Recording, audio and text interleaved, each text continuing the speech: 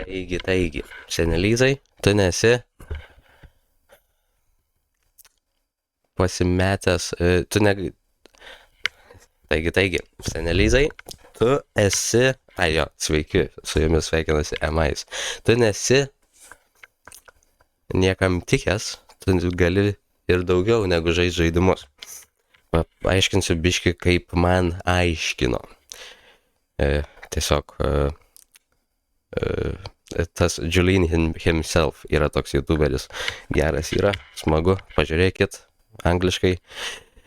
Jis sako vienu žodžiu, kad... Ne jis sako. Yra toks dalykas, kad oi, tu gali susifokusuoti senelizai ant visokiausių dalykų. Tai dažniausiai būna žaidimai. Ir tiesiog jie būna labiausiai smagiausi, labiausiai daugiausiai dopamino duodami. Ir tiesiog visiems kitiem dalykam tiesiog pradeda palėto. Kaip čia pasakyti? Pasidaro vis nesmagiau ir nesmagiau, pavyzdžiui, kokius nors taskus daryti. Aplink namus, aplink savo darbe, visur kitur mokintis, pavyzdžiui, namų darbus daryti, pasidaro žymiai sunkiau. Nu į ką. Ir tai nereiškia, kad tu negali, pavyzdžiui, paimti ir susifokusuoti 20 minučių namų darbus padaryti. Tai reiškia tiesiog, kad eik tu savo. Dabar visi žinos, kada kiek dariau vienu metu, čia buteliukas, blemba, padėtas. Ok. Geriau buvo, ką? Biški mažiau to. Koks skirtumas. Vienu žodžiu. Tu gali paimti ir susifokusuoti 20 minučių daryti namų darbus. Tu tiesiog dabar negali to padaryti, nes tu kažką turi, kas tau suteikia daugiau laimės, momentinės laimės, tai reiškia dopamino. Tai reiškia, kad tiesiog žaidimai, pavyzdžiui, jie yra smagesni negu kad paimti siurbliuot namus, jie yra smagesni, kad paimti tiesiog padaryti, negu kad paimti padaryti namų darbus, negu kad pasimokinti ką nors, negu kad eit bandyti keliu savo numatytų, pavyzdžiui, kokiam nors darbe, arba tiesiog finansinės laisvės link. Bet tu gali. Tu tiesiog radai kažką, kas stipriau. Tu radai tą, kas truputį daugiau momentinio džiaugsmo suteikia. Tai jeigu, pavyzdžiui, paimtum, pabandytum, ką žinau, nežaisti dieną, tu manai, kad ant kažko kito neužsifiksuotum. Net, pavyzdžiui, tame esmė, duodu pavyzdį su žaidimais, bet kas man, pavyzdžiui, vis dar būna. Pavyzdžiui, šiandien, galiu pilnai pasidarinti, šiandien aš visą dieną žaidžiau, kol nepadariau šitų kelių epizodų. Kiek čia aš? Pirmąjį, antrąjį, nežinau, ir dabar trečias. Ir tiesiog, suprantat, ką žinau, visą dieną žaidžiau. Bet tik tai dėl to, kad jau šią savaitę daug ką padariau ir taip. Tai aš biški žinau, kad šeštadienį, sekmadienį biški dar duosiu savo pailsėt, biški pažaist. Tai vienu žodžiu, čia viskas gerai su tuo.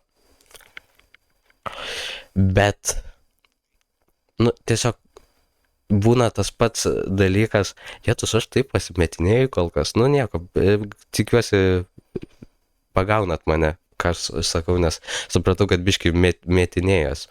Bet tai, čia mokymasis, blemba, trečias epizodas, ko jūs norite iš mane. Ne, viskas gerai. Bet tiesiog, yra toks pat dalykas su social media, tai pavyzdžiui, YouTube'as, Twitteris, Instagramas, panašiai. Žmogus gali paimti, kaip ir su žaidimu žaisti, žiūrėti, žiūri, kad diena praėjo, žiūri, kad nieko nepadarė, žiūri, kad blogai miega paskui, žiūri, kad, tiesiog, niekur negali kitur susikoncentruoti. Kas tada bus? Nieko nebus. žmogus eis pačiu tinkamiausiu jam pačiu momentinio dopamino gavimo keliu, kurį jis bus įpratęs eiti. Tai vienu žodžiu, viską galima sulaužyti. Viską galima sulaužyti. Visus habitus, visus addictionus, visus habitus galima visada kažko pakeisti naujo. Reikia tiesiog paimti ir turėti tiek eigos, kažkaip tiesiog pasidaryti tiek eigos, kad pralaužtum tą sieną. Na į ką, į palėto. Tai dažniausiai nebūna vienu momentu, tai dažniausiai būna paprasčiausias posakis 2 žingsniai į priekį, 1 žingsnis atgal. Dažniausiai tai būna. Gali būti, kad biški nueini atgal, bet nieko, tiesiog eini toliau. Tas svarbiausia yra nepasiduoti. Persistence, kaip sakoma. Angliškai. Jo, ir visi viską gali. Visi viską gali, visi viską sugebėt, viskas yra įmanoma.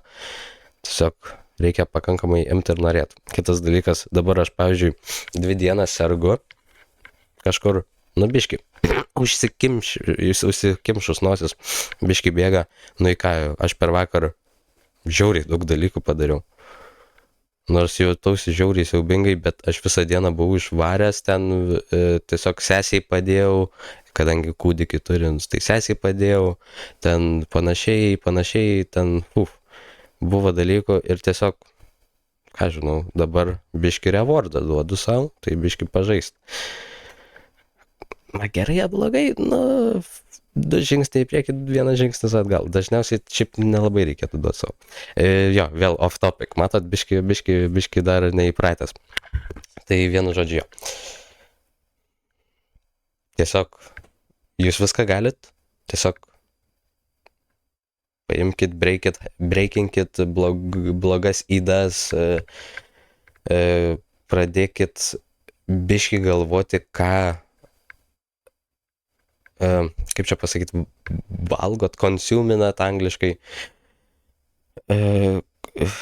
Pavyzdžiui, žaidimas, pavyzdžiui, yra consumptionas, nes tiesiog tu žaidi kažkieno kito žaidimą, žiūri kažkieno kito kanalą. Pavyzdžiui, dabar ką darot su manim, tai jeigu jūs žiūrit šitą vaizdo įrašą, tai reiškia, jūs konsuminat mano kontentą, tai reiškia, jūs kažko nedarot šiuo metu.